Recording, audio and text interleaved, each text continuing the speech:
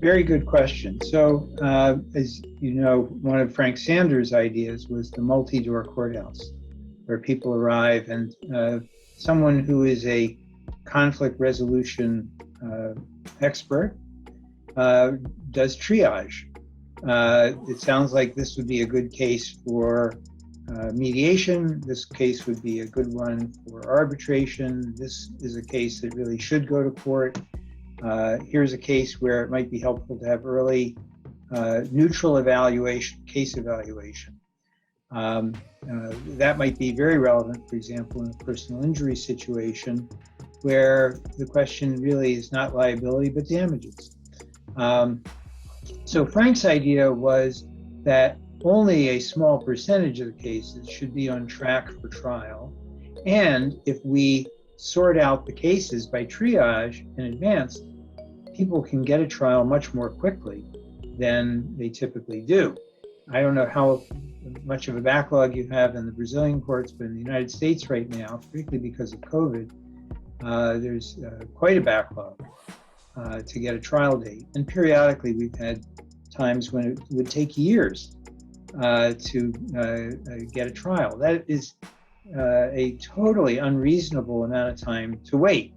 A restaurant would go out of business if they couldn't, you had to wait a few years to get your meal.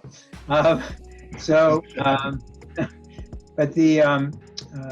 unfortunately, the courts have been slow to embrace this concept.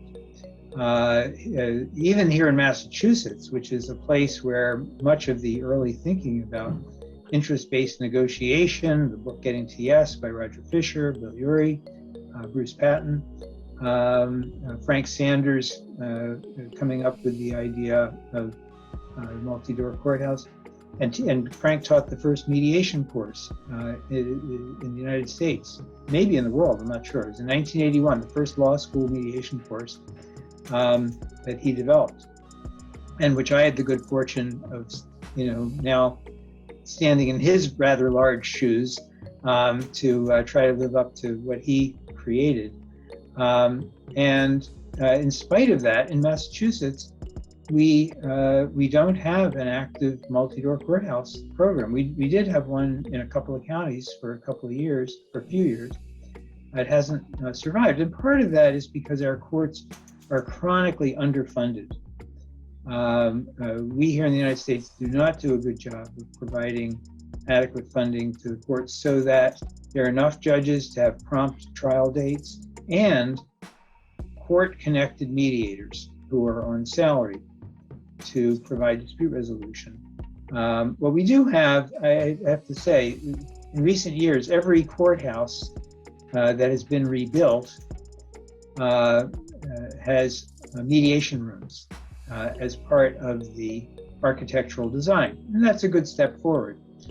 But the community mediation programs here in the United States, which provide assistance to the courts by taking cases that would otherwise be on the court docket, those community mediation programs are nonprofit organizations that essentially have to have fundraisers.